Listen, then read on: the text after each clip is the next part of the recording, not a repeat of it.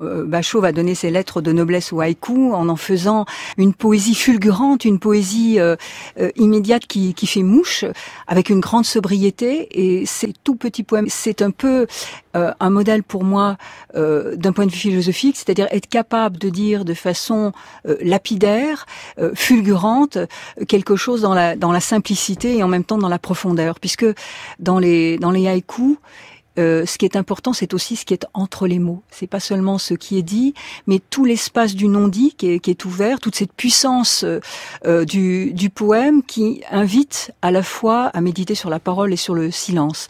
Et ça, c'est quelque chose qui est profondément philosophique pour moi, parce que dans un espace fini, on ouvre de l'infini et on va au-delà de soi-même.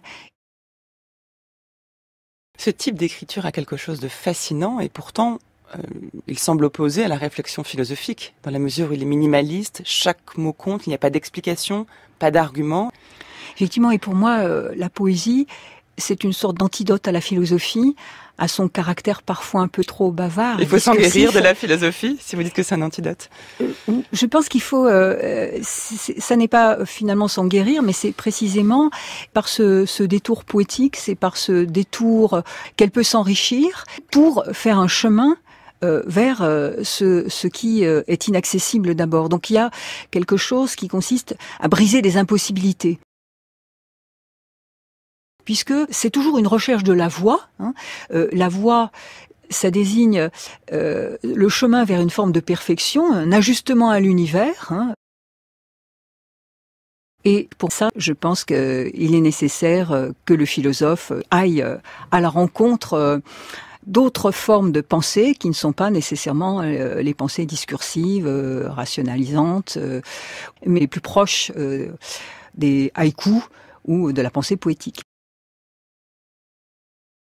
Et il y a dans cette démarche quelque chose qui amène à repenser nos propres catégories occidentales, c'est-à-dire brouiller un peu la distinction entre art, poésie, religion, philosophie, pour penser, pour mieux vivre, essayer de faire advenir autre chose face à ce qui me paraît insatisfaisant. Et ces tout petits poèmes philosophiques, c'est un modèle pour moi, c'est-à-dire être capable pour penser, pour mieux vivre, de dire de façon lapidaire, fulgurante, quelque chose dans la simplicité et en même temps dans la profondeur.